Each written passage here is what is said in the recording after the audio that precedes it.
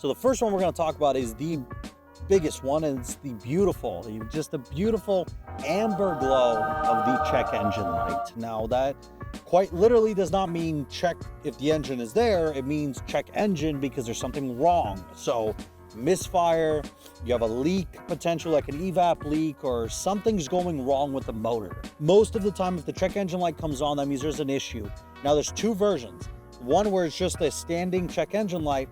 You need to watch out, you need to double check, see what's going on. Now the next one is the serious one. If it's flashing, if the check engine light is flashing, stop the car and shut it off, because that means you have internal damage. You have like combustion happening in the exhaust that is unburnt fuel, and it's going to destroy your cats. Shut the car off immediately.